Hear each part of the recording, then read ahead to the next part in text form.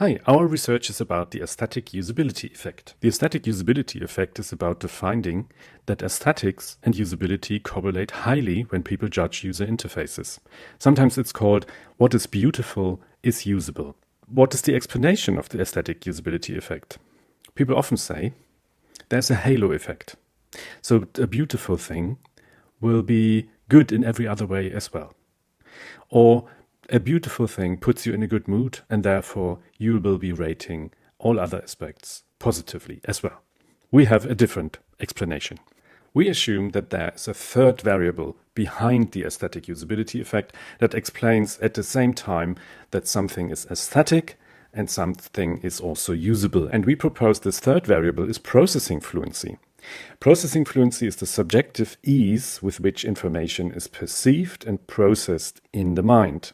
To see whether there's any merit in this idea, we conducted a study. In a pre-study, we selected city websites, and we could show that in a quick user study that the fluent websites were much more fluent than the disfluent websites. Here's an example of a fluent website. There's a big image in the middle and some links at the top. And this is an image of a disfluent website. There's a lot of text, many links, a small image, and it looks more crowded than the fluent website. In the main study, we asked 37 users to rate 20 city websites, 10 fluent, 10 disfluent, presented in a random order according to their perceived aesthetics, their perceived usability, and again, their perceived processing fluency. Our first hypothesis was that we could replicate the aesthetic usability effect, and here we see a correlation between perceived aesthetics and perceived usability that is as high as 79. We also found that processing fluency correlated highly with aesthetics, 0.83, and very high with usability, 0.81.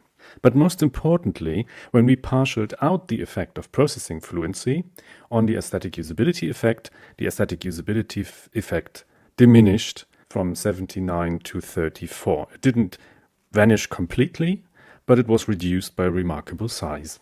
We conclude that processing fluency can explain a large chunk of the aesthetic usability effect, and it may be, with further research addressing the limitations of our study, it may be that we need to change our thinking. So if we have talked about the aesthetic usability effect earlier in terms of what is beautiful is usable, we might change this to mind at ease makes beautiful and usable. My name is Jörn, and I'm presenting this on behalf of my colleagues Jan Preßler and Lukas Schmid.